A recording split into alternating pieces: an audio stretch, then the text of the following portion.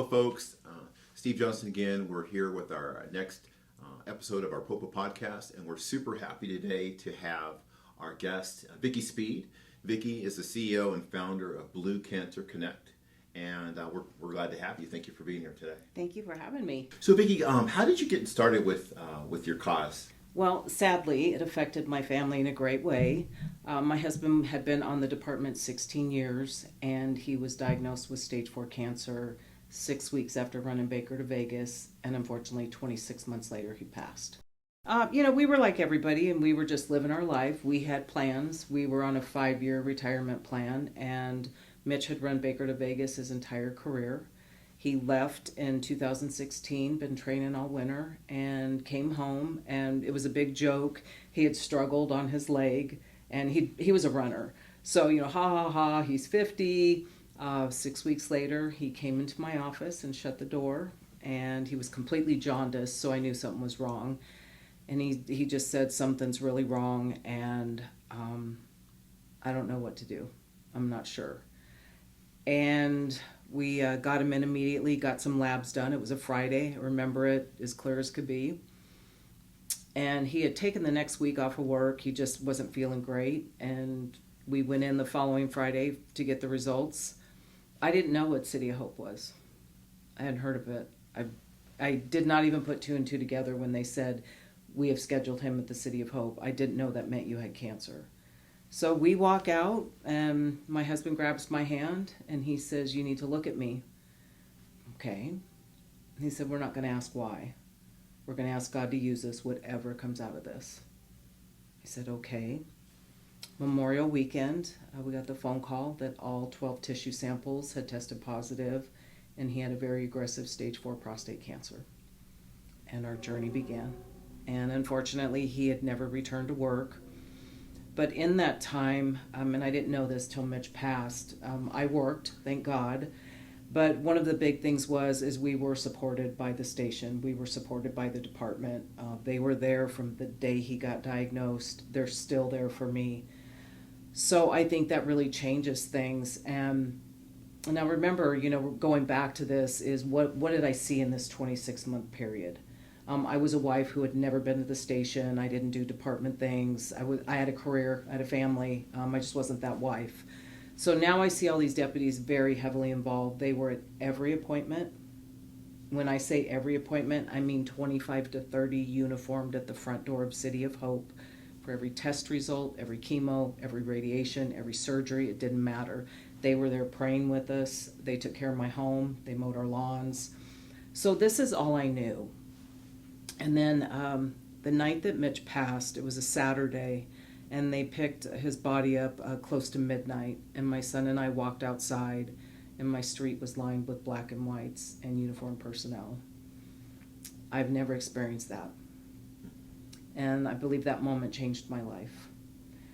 So after Mitch passed, first, you have to understand a lot about him. My husband was a very giving man. He loved people. He loved deputies. He loved life, and he lived a full life. But in that 26 months, what I didn't know was Mitch continued to give back in true Mitch Speed fashion, meaning he went and sat in chemo. We call them your chemo warriors, which means you're going through cancer together. He would go over there and sit with patients who didn't have anybody. He sat with 2 veterans and held their hand until they died. They were in the hospital. I'm at work. I don't know any of this is going on. He would go to the station and he would mentor the young deputies. I have cancer. I'm dying. Where are you at in your marriage? Where are you at in life? What are you going to do with your career? What are you going to... And so I think what I saw in that 26 months was my husband was a servant, and he never stopped serving, but he knew he was going to die. So when I started Blue Cancer Connect, the one thing I promised myself is that I will treat people the same exact way that my husband did. I will love people and care about people the same way that he did. And I think it really changes the dynamics of what we do. We're not just a cancer program where you're an officer and you call and you say, hey, Vickie, I have cancer and I need some help. I always say it, we get in the trenches with you and your family, and we stay there until you either get back to work or, God forbid, you pass. And even then, we still check on your family. And I think Mitch living that way is really, he set the tone for what Blue Cancer Connect is. Wow. Well, thank you for that. Blue Cancer Connect originated out of your passion for dealing with that and wanting to help law enforcement specifically. How did you get it started? One of our deputies had been diagnosed with cancer, and his lieutenants reached out. They had been on this cancer journey with my family because they used to work with my husband. I had already been thinking about this, but in all honesty, I didn't know if I could handle the death side of this. I was a little concerned about, what if people die? Would I have to relive this? But they'd asked me to help, and you might know him. Ray Bain was 27 with stage 4 cancer. And I got very involved with he and his family, but the day I met him was that was the day I made the decision. I was looking at this young man who was ended up being double stage 4. He passed away at the age of 28, and his family didn't know how to do this.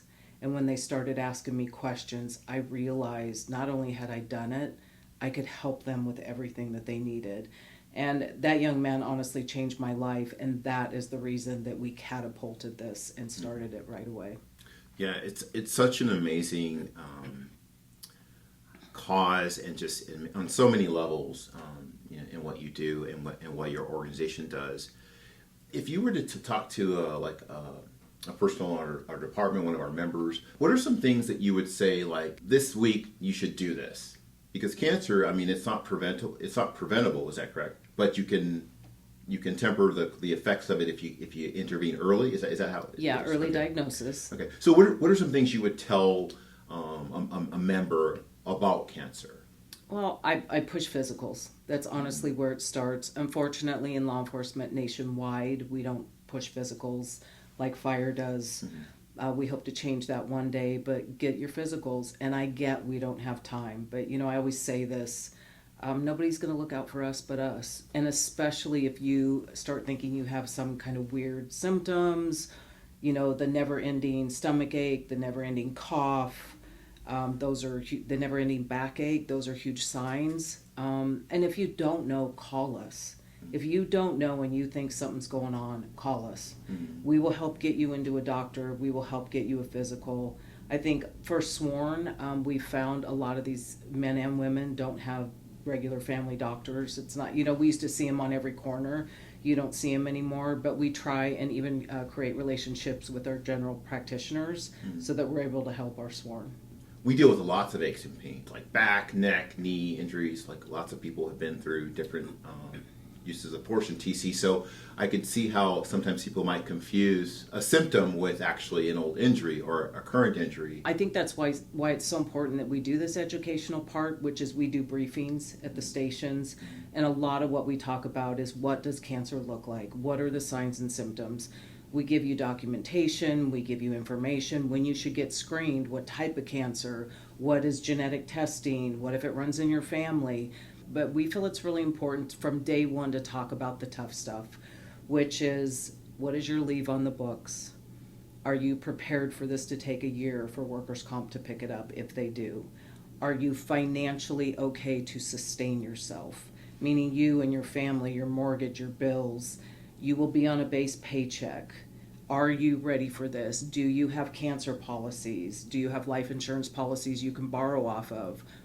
Do we need to look at deferred comp and possibly borrowing money off of that? You need to be prepared. And I think the financial hit is the biggest thing with this cancer diagnosis. So what type of services, other than the education, do you provide for people?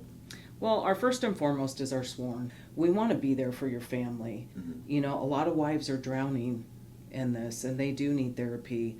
A lot of kids are drowning in this. They don't do well with the diagnosis. They don't do well with the possibility of losing a parent. Right. So, the most important thing is our deputies and then their families.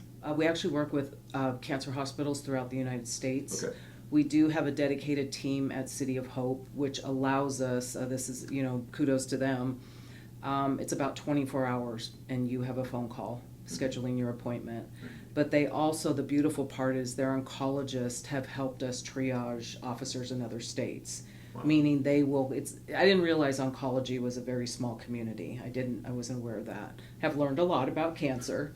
but they'll actually call an area and they know the oncologist there and they will help us get an officer in immediately. So they'll do the triage from here. They call them like next day, same thing. Someone's calling you to schedule your appointment. And that's really the importance of building these teams out in these hospitals is how do we get our officers in quicker? How do we not have that 2-month delay? And I think I'll say selling point was, we call them anytime we have an emergency, and we call them and we need them and they're there and they show up. When do we show up for them? Wow. Before you leave us, I just had and thank you for what you do from all of us. Thank you for what you do. It's very honorable that someone like you has taken on this task. As we close out here, is there something about you that people don't know or would be surprised to know? Not related to maybe Blue Cancer Connect, like just a fun fact about you. Oh gosh, well, I'm a fun person. Right.